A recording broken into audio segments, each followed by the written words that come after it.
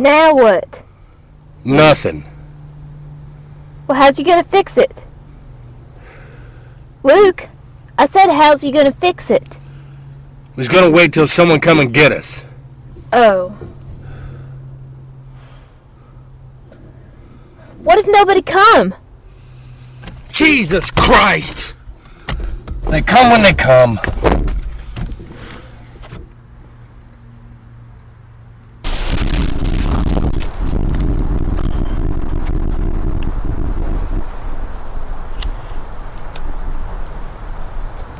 What the hell are you doing? Thinking about how we're gonna get this damn car fixed. How are we gonna fix it if we ain't got no money? You's a professional. You's made me the professional.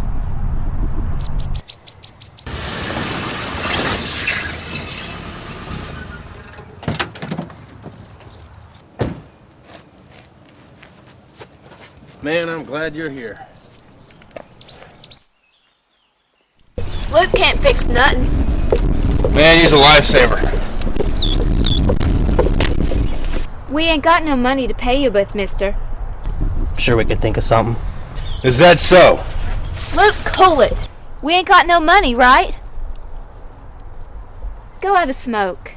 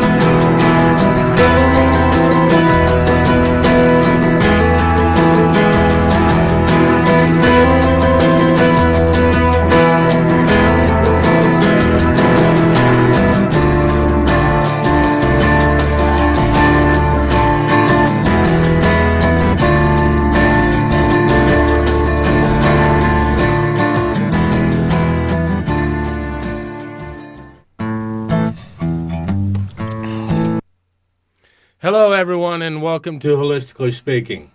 As you can see by the opening of the show, that was a film I did with UT, and I was Luke, the redneck killer. And today's guest, we have C Money. How's it going, y'all? And C Money is actually a friend of mine.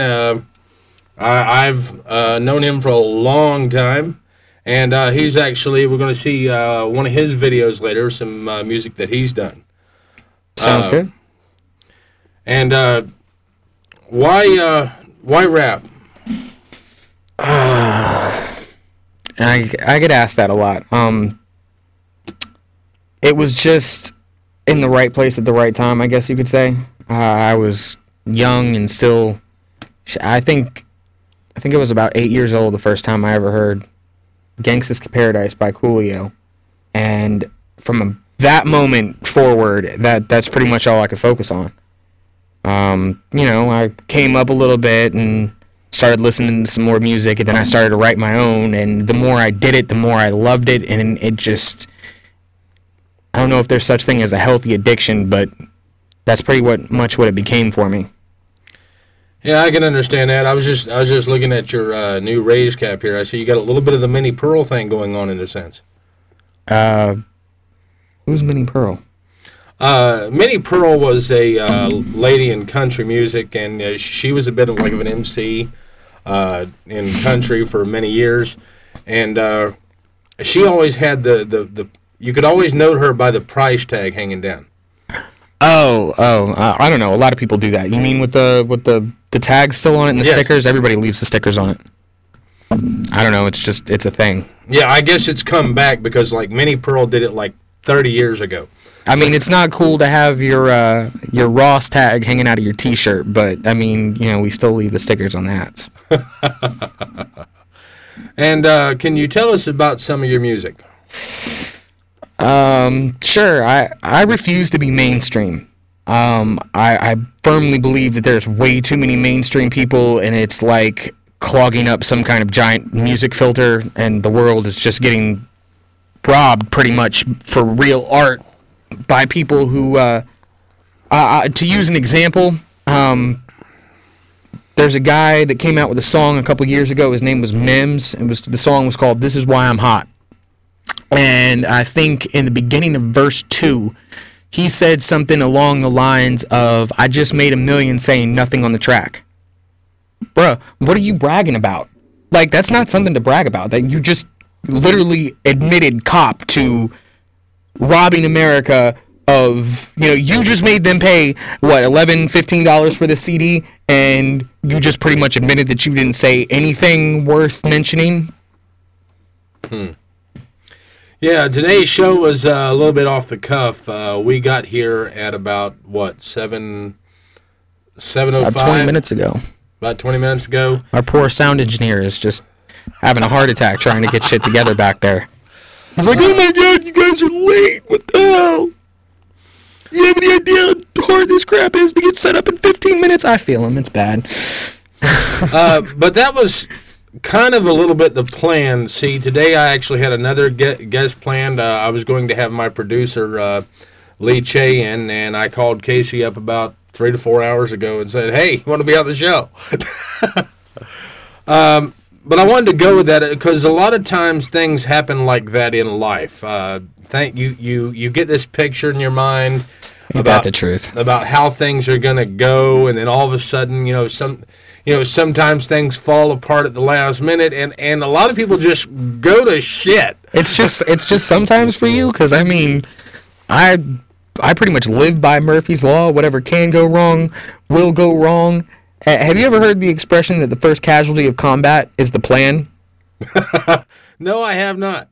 Well, it's true. I mean, you make a plan, you put all of this energy into making the plan go off without a hitch, and it's just, you should pretty much accept from the beginning that it's not going to happen like that, well, ever. Today what I wanted to do is kind of let things be last minute.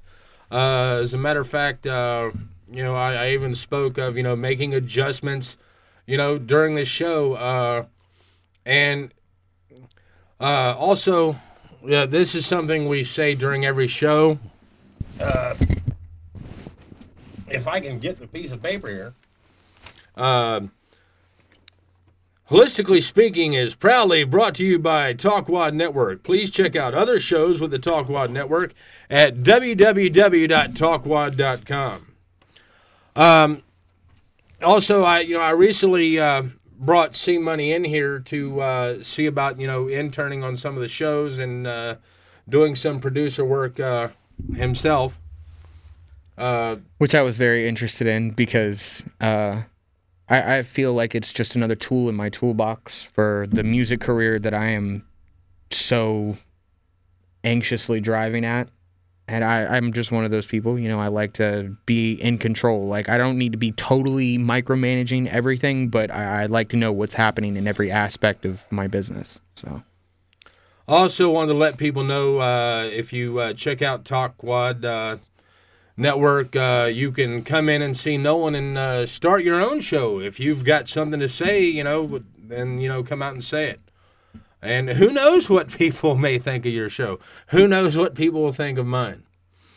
I tend to attempt to look things as a whole, and a lot of people don't think. I can see by the picture on the screen. I think we have a video of C Money's ready. Is that? Oh no, that's not ready. Oh, we have audio ready, but not the picture. Okay. I'll just use either one of those. That's fine. The picture is fine. It's really not important which one you put as which song. And go ahead and say hello to the people, Brandon. How's everybody doing? It's your boy B Black in the back engineer. So we're back in black then. Yes, we are back in black. Black with a Q. Here comes the man in black. Wanted to spice it up a little bit. You know, I added a Q, took out the CK at the end. Okay. But yeah, things don't always happen as you plan, but I found pretty much when they don't, you kind of got to breathe. And just because everything, you know, what I have found is everything is not always as bad as you think it is. I would agree with that. We tend to have this thing where, you know, it's happened to me where, you know, something doesn't happen the way it's planned, and all of a sudden you think the world is going to end. Have you noticed that? Oh, absolutely. I just try to go with the flow as much as possible. I'm used to getting monkey wrenches thrown in my plans, so. Well, I guess better the wrench than the whole monkey. Oh, I like monkeys. If they threw a monkey in, at least I could have some fun with it. You know, I could have lots of fun with a monkey. And that did not come out right at all. Scratch that one from the record. Well, Michael Jackson had a monkey, and Okay, so you had to take it there. We're talking about having fun with a monkey, and you bring up Michael Jackson. Oh, I feel so much better now. well, also Elvis had a pet monkey also. See, pet monkeys are awesome. See, if you should lead with that next time. Lead with Elvis. Like, just leave Michael Jackson in a little box somewhere. Well, I mean, you know, these two people lived similar lifestyles. True. Okay, I'm not going where you're thinking of that. I'm not even gonna go there either. I feel bad. The king, and you know, let's not do that to him. Yeah, actually, my first show was about him. I don't know if you got to watch that yet. No, I really haven't been able to watch too many of the videos on playback. Been having internet problems at home, so. Yeah, we even have some of those in the studio. Consistently. Yes, consistently. It's the network here. They just don't like guests. So, what is something you'd like to say or wanted to talk about? I'm saying it's something you want to express about your music, or tell people about, you know, what they can expect of you and out of your music. And Okay. what are you trying to say? I'm basically trying to say what a lot of people are trying to say. I just actually say it. You know, a lot of people go through struggles and whatnot, and they tend to let it come out in different ways, and some of those ways are not as constructive as others. But there is one thing that I will promise about my music, and to however many fans I have in my fan base, whether it be 5 or 500 million, I will never lie to my fans. I will never get on a song and tell you something that I have not done, would not do if given half an opportunity, or you know, something that I'm not actually feeling. Like, I'll never be false. I'll never, you know, there's so many songs out there that are just, I mean, they sound the same as the last 5 that came out. And I mean, it's a trend that needs to be stopped. So you want to keep it real? Yeah, pretty much. I want to keep it real. I'm going to keep it real. Like, if I'm not keeping it 100, okay, Scarface said this the best. All I have in this world is my balls and my word, and I won't break them for nobody.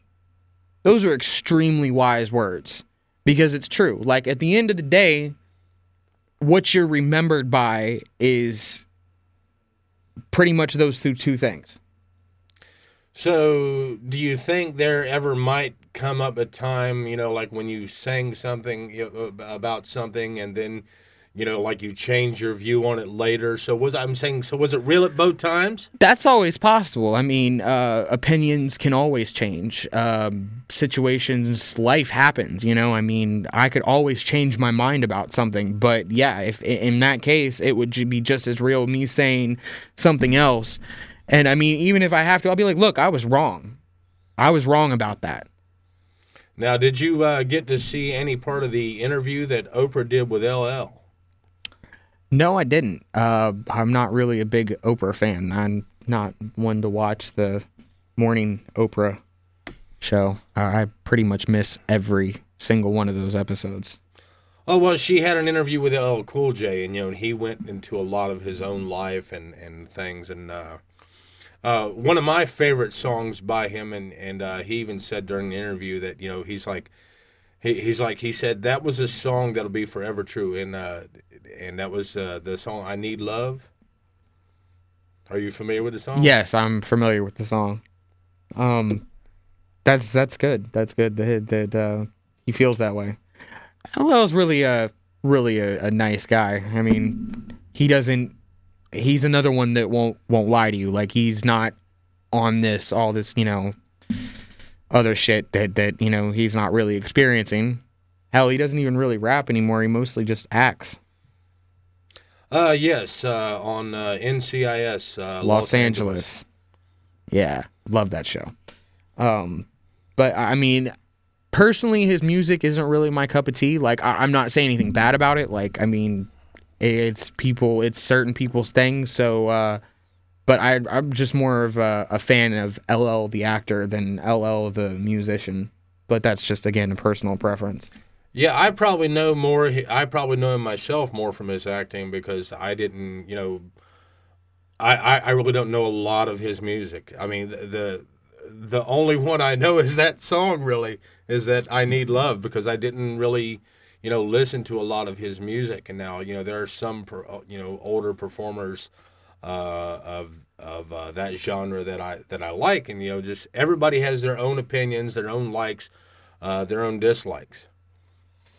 Yeah, he's just he gets a little too lovey-dovey for my taste. I mean, if we're talking about old school, like, you'll probably catch me listening to some Dre, some Snoop, some of the old cats from LA. Yeah. Pac. Is that show still on with the Snoop Dogg, the Daddy something, whatever?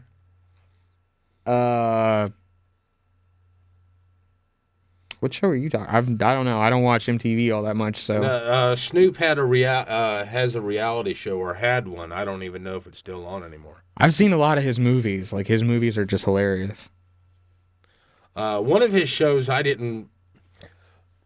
I think his acting was okay, but the whole storyline I didn't get, and I think I told you about it before. Yeah, probably.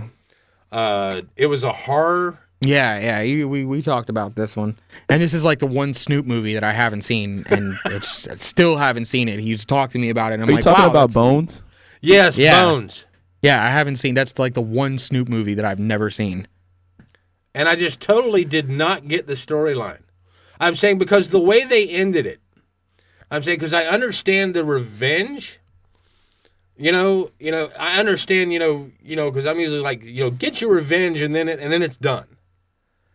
But he just went plain evil. And I'm like, that kind of, I don't know, I just don't get it. People react differently to different situations. He did a movie, another movie like that, Snoop Dogg's Hood of Horror, where he ended up being the angel of death for all intents and purposes.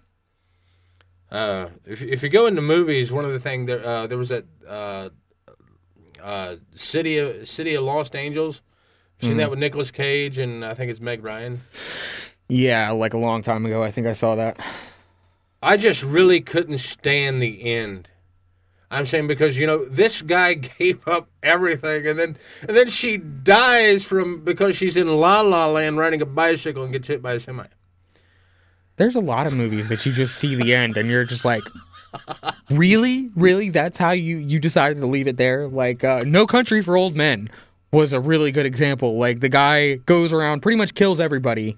Tommy Lee Jones, like, totally loses his faith in life in general. And then this guy goes up to the one surviving person, the wife that he said he was going to kill, kills her, walks outside, gets hit by a car, survives, pays some kid $300 for his T-shirt, or for like $500 for his T-shirt, so that he can wrap his arm up and just walks away, and that is like credit starts to roll, and you're like, what was the point of the car then? Like, that wasn't karma coming to get him, or no, he just got up and kept walking.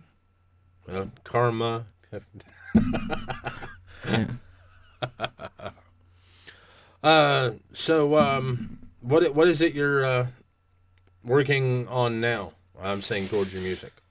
I'm severely ADHD, so I pretty much do everything at once. Like, I think about every aspect at once. Sometimes I'll just be like, ooh, I got an idea for something I can write down.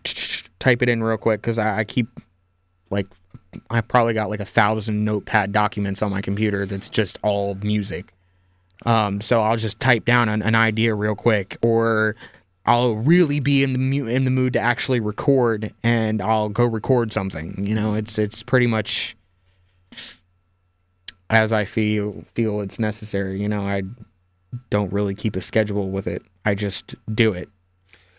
Now, do you think much about semantics in your songs? How do you mean? You can use different words, and like I've gotten you on this before, because the thing was, like you'll say chillin' or true, and like I'll ask you, like, did somebody turn the AC down? That's because you're old. I'm pretty sure that if I said chillin' to just about anybody else in my age group up to like 30, they would know what I was talking about.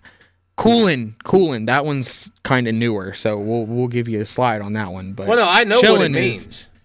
I know what it means, but I'm saying the semantics in the words of your song. I'm saying, there can be 100,000 words, and from your experience, you know them to mean a certain thing. Okay, have you ever read a book? And have I ever read a book? Yes, I have. You gotta let me go through with the whole thought here. Have you ever read a book, and there was a part of the book that they were trying to tell you something without actually saying it, and you just used context clues to kind of put together, like, oh, that's what just happened? I'm not sure. You may have to elaborate on that. Okay. Like your video that you played at the beginning of this thing. Yes. You didn't actually see you kill those two people. But you pull out a switchblade, and then it cuts to the next scene, and you're wearing dude's hat. Okay. And I'm driving his truck. First thing pops into my mind is young Pippins in the back of the car, in the trunk, with the woman, and you're just driving down the highway.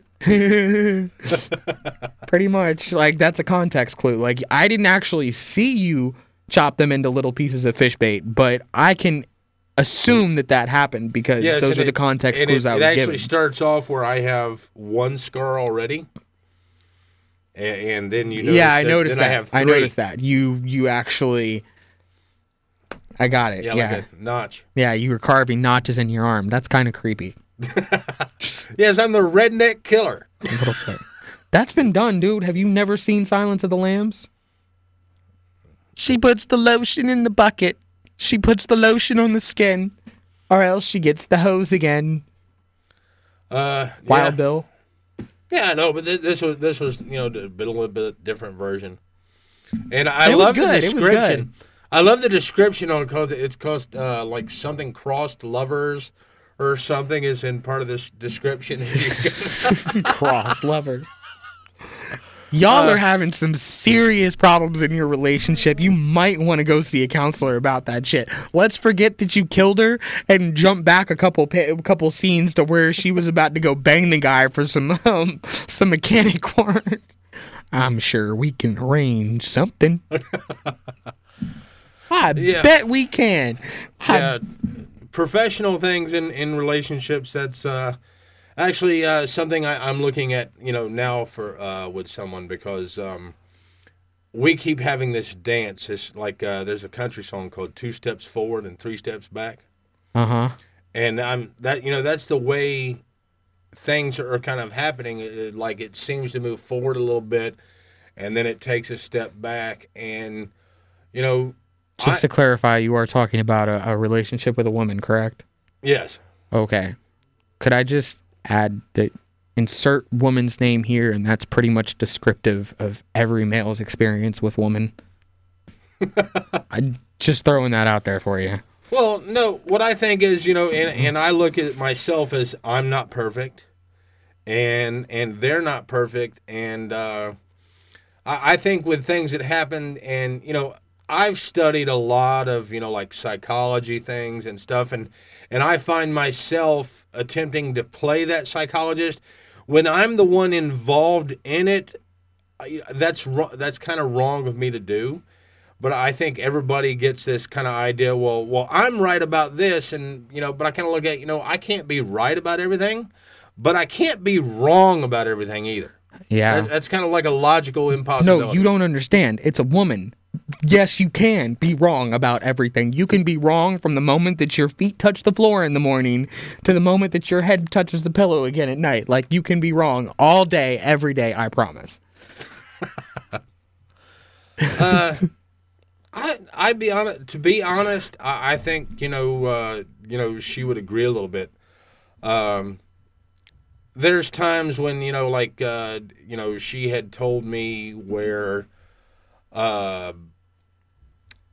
she didn't want to admit certain things being wrong because I was going to be this ha ha ha, but it's not really about that. I just want things better, and I think it's time to bring and we're friends. We are friends, and a lot of people wouldn't consider bringing somebody professional into a friendship, but I think it would be beneficial to me as well. I'm saying, because if there's this thing between us, then going, what is it?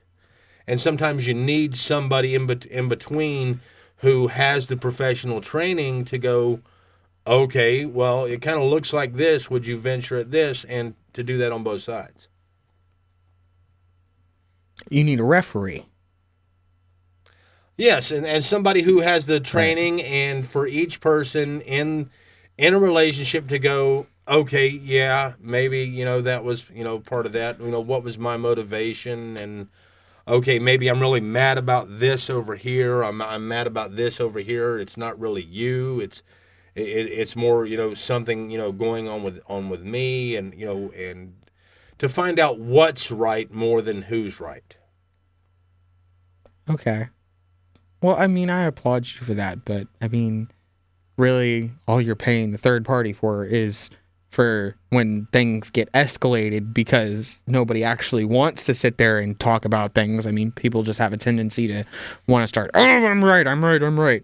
You need somebody to blow the whistle, throw the flag, and go, foul, defense, unnecessary roughness, 5-yard penalty. I think in a lot of relationships, that would be a good thing to do, instead of just, being at each other's heads, or, in family, friendships, I think that's a good thing to do. I don't know. I try not to keep too many friendships where we're consistently butting heads all the time, because, I mean, that's just, I don't know. That's more of a headache than it's worth. Well, I've come to find that, obstacles or opportunities, I want to know what it is. I'm saying, if there's somebody, because I kind of think, if I'm mad at somebody for something they did, if I'm the one upset, how are they the one with the problem?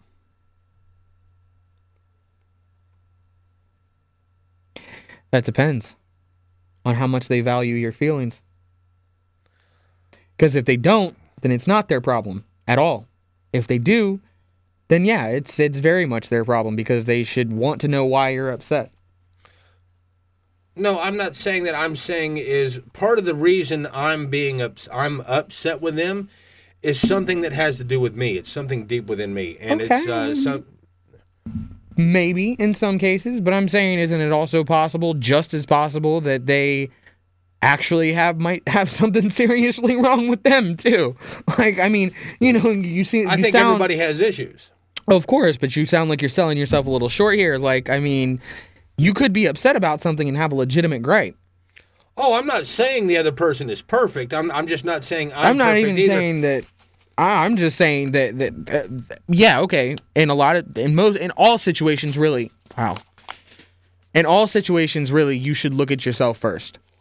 But I mean, you could move past your little checklist that you do in the mirror. Hey, is this something that I'm doing? Is this a problem that I'm affecting, that I'm, pouring gasoline on? And if your answer is really no, when you're done, then yeah, you might have to go with the possibility that it is in fact them that you need to, you know what I'm saying, that needs to adjust something. Oh yeah, we can all make adjustments, I'm sure. And yes, looking at the other person too. I've just been one for a long time to constantly look at the other person. I mean, you can get in a habit either way. You can get in the habit of looking at the other person all the time, or looking at yourself all the time, always thinking there's something wrong with you.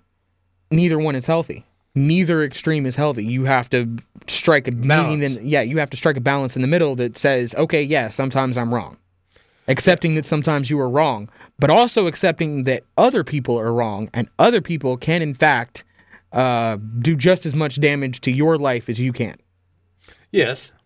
Actually, what I'm getting into, and it's something I've touched on, is forgiveness as it's taught in Aramaic, which is actually some wonderful stuff. I plan to have Dr. Michael Rice either on phone or interview and, go deeper into this stuff. Right now, I want to see if our video for Casey is ready.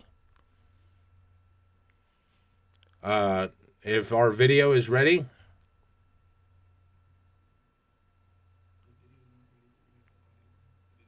That's fine. That's fine. Just play the audio and superimpose the picture or something. History in the Making by C Money. Woohoo! I do hope you all enjoy this.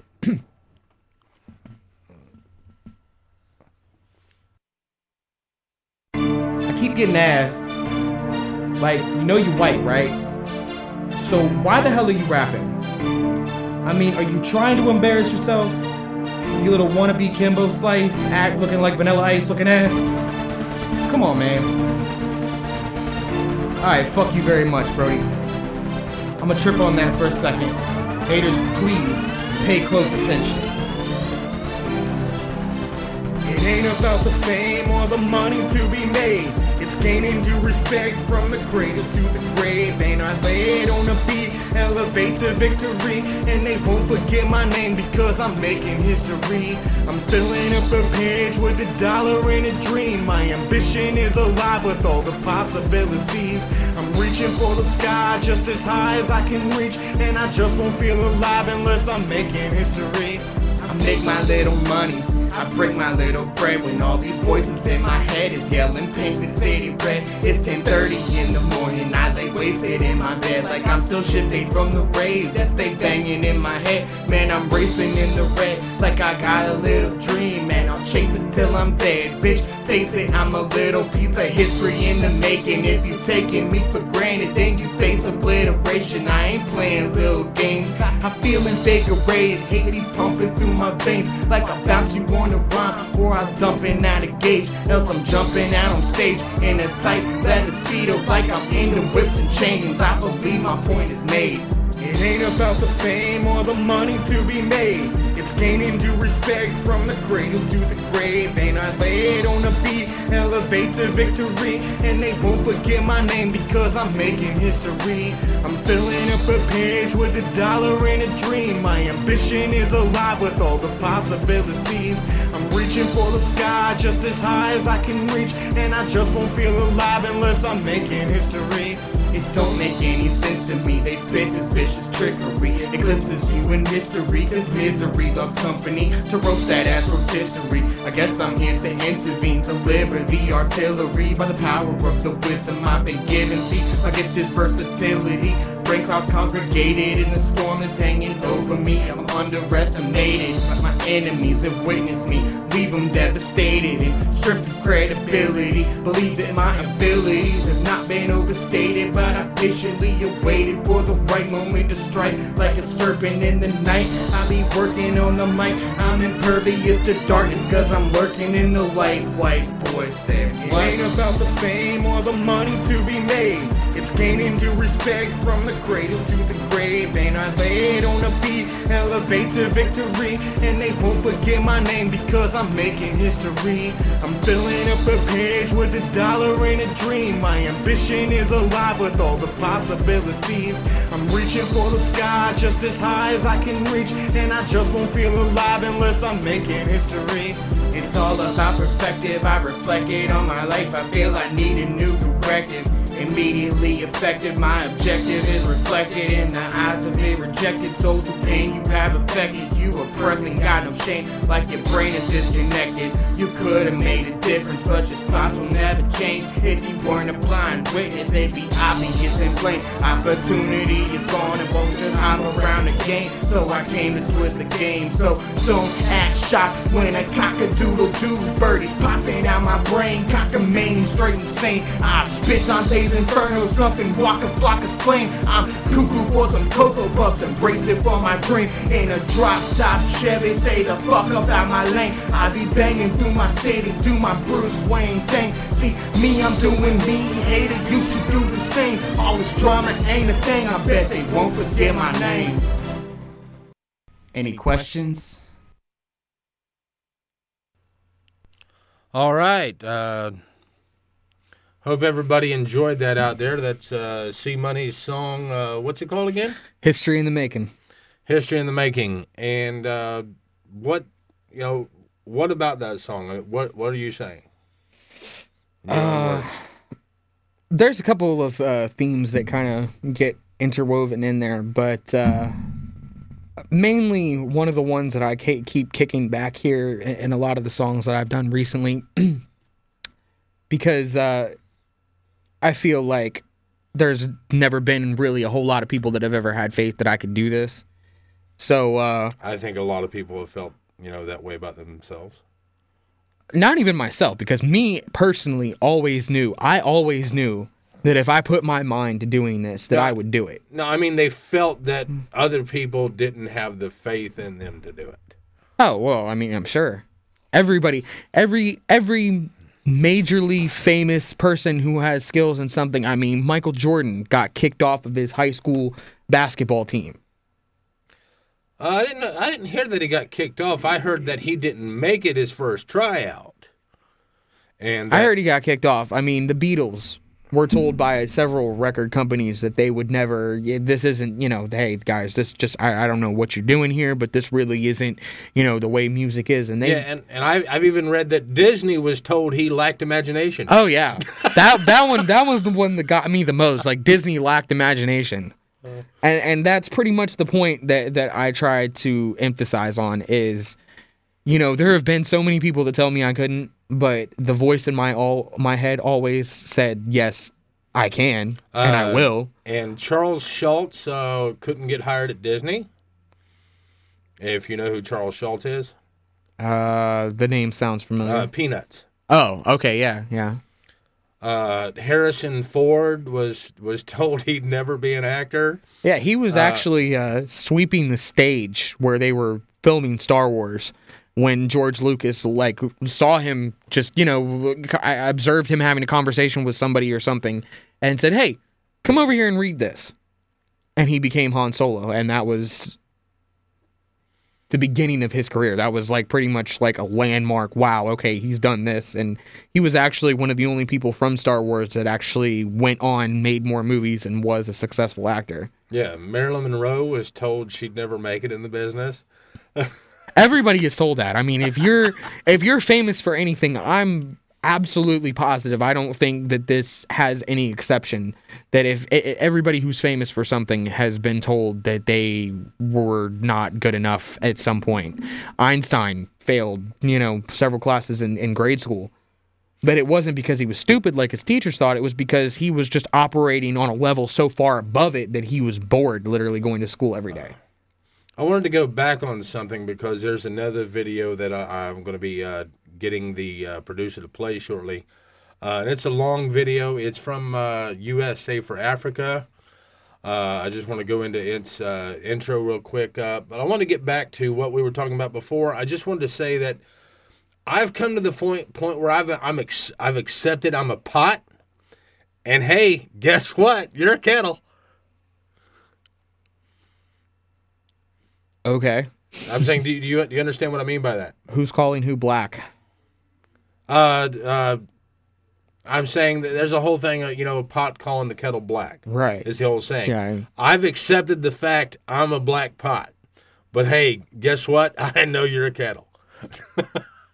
That's cool. And that's just the way I look at it. Each of us are not perfect.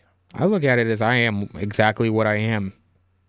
And if that's not enough for you, if that's not good enough, if I'm offending you, good. Keep it moving. I don't have time to waste on people that aren't going to bring something positive into my life. Time is too precious. You only get a certain amount. You don't know how much you've been given, but you've only got X amount of minutes on the clock here on Earth, and I'm going to make the most of every single one of them. There's a song, and I believe it's going to close out the show looking at our time, and what I want to get across here is that I think this song says so much more than, just about feeding people in Africa, and, that's kind of what I wanted to get across. If our producer can go ahead and cue that up. The song is from We Are the World, and the producer is working on queuing it up right now. And there's just so much, I think, more into what these people are saying than, feeding, kids over in Africa. By the way, USA for Africa is still a thing. You can go and check them out and donate money if that's something you want to do. Is that video ready? If you're talking about the song that goes, "We are the world." Yes, that's a song. We are the children. Okay, yeah, I mean, I would definitely agree with that. There's basically, it's the idea that we're all one big family and we should act like it before we destroy ourselves. That's what I get out of that song. Is that ready?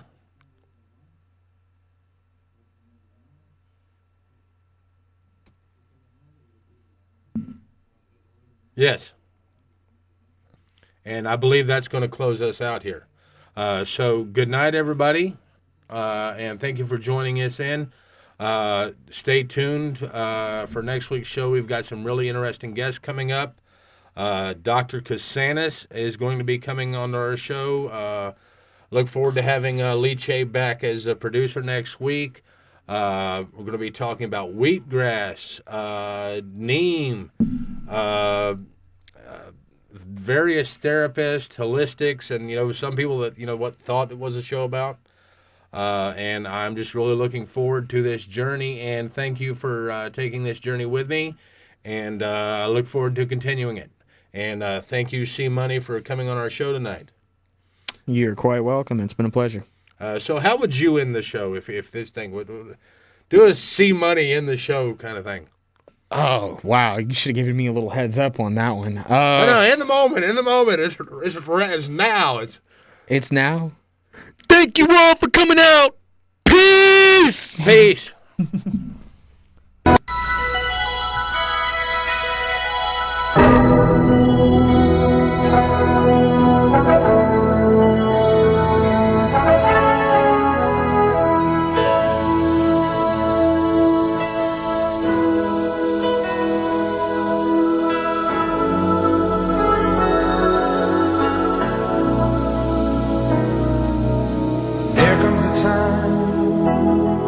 When we heed a certain call, when the world must come together as one. There are people dying. Oh, when it's time to lend a hand to life, the greatest gift of all. We can go on pretending day by day that someone, somewhere will soon make a change. We all a part of God's great big family. And the truth, love is all we need.